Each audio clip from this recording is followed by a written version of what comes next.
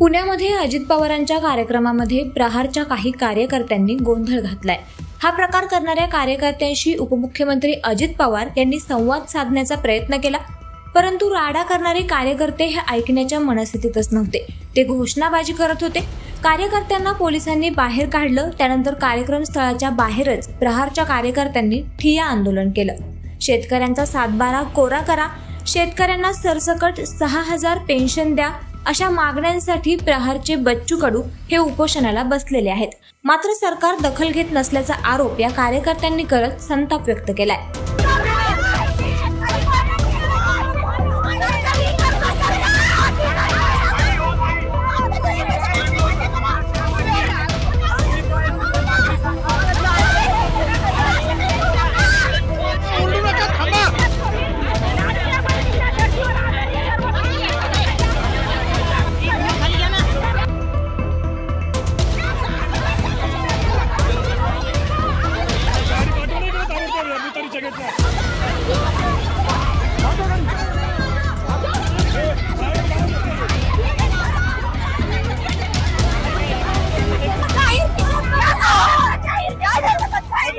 Social मीडियाच्या भाऊ गर्दीत विश्वासार्हतेने चकाकणारे नाव म्हणजे लेट्सअप मराठी।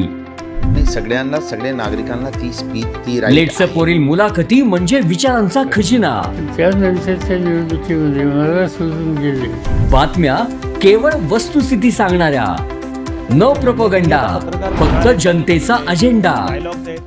क्योंकि आने वाला कल जाने वाला है, जाने वाला कल आने वाला है। राजकारण, मनोरंजन असो की क्रीडा क्षेत्र, महाराष्ट्राची स्पंदने संवेदनशीलतेने टिपणारे माध्यम म्हणजे लेट्सअप मराठी। जगासोबत एक पाऊल पुढे राहण्यासाठी लेट्सअपचे ॲप, सोशल मीडिया आणि वेबसाईट सोबत कनेक्टेड रहा।